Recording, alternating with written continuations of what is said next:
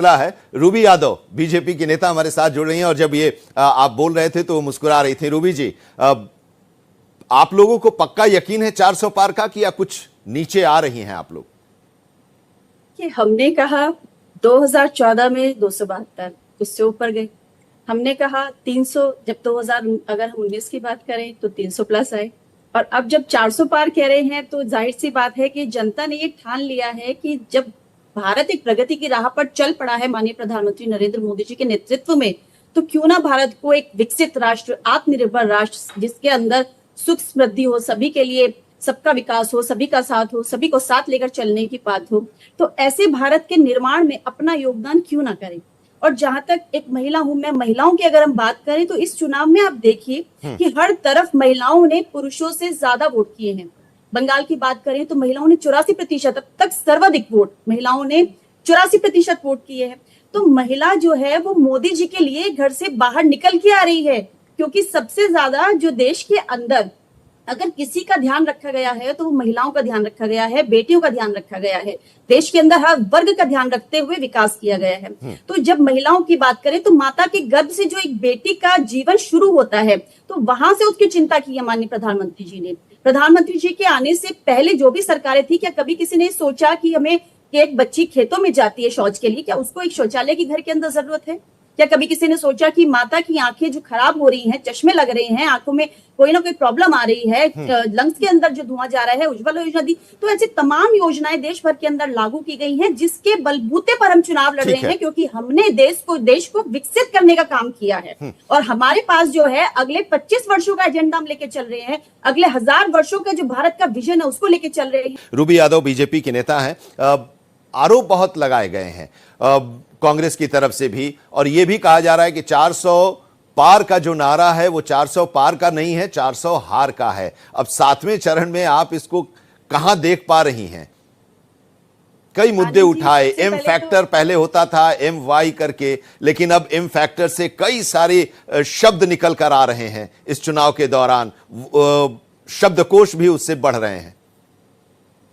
देखिए, यहाँ पर हम अगर बात करें तो देश के अंदर जो भी बात अगर कांग्रेस कह रही है या इंडी गठबंधन की कोई भी व्यक्ति आकर अगर मीडिया के सामने कह रहा है, तो हमें ये मान लेना चाहिए कि ये पूरे जितना भी इनका गठबंधन है, कोई भी पार्टी से आके कहे तो वो सभी की बात है। तो इसका मतलब कि पूरे के पूरे इंडिया गठबंधन के अंदर जो इनकी बौखलाहट है वो मीडिया पे साफ नजर आ रही है। इसीलिए एक वरिष्ठ पत्रकार पर आरोप लगाकर ये तंज कसते हैं कि हमें ऐसे लगा कि ये शायद भाजपा के प्रवक्ता हैं।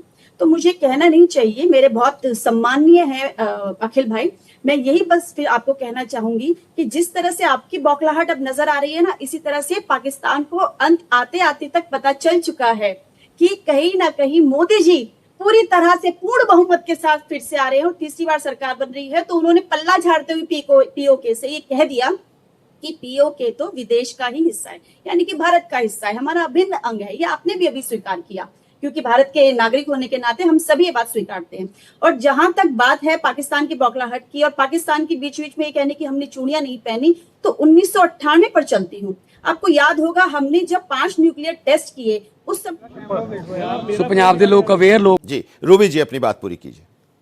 मैं ये कहना चाह रही थी कि जब हमने 5 न्यूक्लियर टेस्ट किए थे उस समय पर 1998 में, तभी पाकिस्तान बौखला गया था। और अगर हम आज की बात करें तो हमने 4 से 5 देशों के साथ डिफेंस एग्रीमेंट साइन किए हैं, जिसमें ये बात दर्शाता है कि आज हमारे देश के अंदर हम इंटरमीडिएट रेंज की जो बैलिस्टिक मिसाइल्स बना रहे हैं उसको हम एक्सपोर्ट कर रहे हैं। ब्रह्मोस मिसाइल हमारे देश में बना, हम इतने ज्यादा सशक्त हो चुके हैं कि दूसरे देश को आज हमारा लोहा मानना पड़ रहा है। तो हम मुद्दों के ऊपर राजनीति करते हैं, हम जो है देश के अंदर जो हम काम करते हैं, विकास करते हैं, उसके ऊपर हमने अपने जो मुद्दे हैं वो देश के सामने रखे हैं। तो इसीलिए आज हम फिर से कह रहे हैं कि पूर्ण बहुमत के साथ भारतीय जनता पार्टी की सरकार केंद्र में आ रही है। तो इसी वजह से हमारे कांग्रेस के प्रवक्ता बार बार बौखलाकर मीडिया पर क्वेश्चन मार्क कर रहे हैं, जबकि हम अगर किसी राज्य में कभी हारे हैं तो भी हमने हार स्वीकार की है और हमने मीडिया का भी सामना किया। जो एग्जिट पोल आए हैं उनका पूर्णतया हमने सम्मान किया है। तो मुझे लगता है कि देश के अंदर हर एक राजनीतिक दल को कम से कम मीडिया पर क्वेश्चन मार्क ना करते हुए एग्जिट पोल का सम्मान करना चाहिए, चाहे वो हमारी हार दिखाए, चाहे वो हमारी जीत दिखाए। और हमें तो बहुत गर्व है कि हम जनता के बीच जमीन तक पहुंचे हैं। इसलिए जिन राज्यों में हमें लगता था, जिस राज्य के अंदर हमें लगता था कि हमारा खाता भी नहीं खुला था, हमारा उसमें खाता खुलने जा रहा है। हमारा जो वोट शेयर है उसकी परसेंटेज में हमारा इस बार सबसे ज्यादा उम्मीद आपको किस राज्य से है रूबी जी? देश के लगभग हर राज्य में ही हमारा वोट शेयर बढ़ रहा है और हमारी सीटें बहुत ज्यादा अच्छी मजबूती से बढ़ती जा रही हैं। तो मुझे लगता है कि चाहे तमिलनाडु हो, चाहे पश्चिम बंगाल हो, चाहे केरला हो, चाहे कर्नाटका हो, तेलंगाना हो, कोई भी हो, हम साउथ में भी मजबूती से उसी तरह आ रहे हैं जिस तरह से हम नॉर्थ में बहुत मजबूती से हैं। तो देश को जो विश्वास माननीय प्रधानमंत्री नरेंद्र मोदी जी की जो एक कार्यशैली है, उनकी जो विकास करने का देश का तरीका है, वो बहुत पसंद आ रहा है। इसलिए बार बार लोग चाहते हैं कि माननीय प्रधानमंत्री जी, जिन्होंने अगले 25 वर्षों का एजेंडा तैयार कर लिया है, जो भारत ठीक है, उसके आधार पर यह चुनाव हुआ है। भारतीय जनता पार्टी या एनडीए उसके आधार पर चुनाव लड़ी।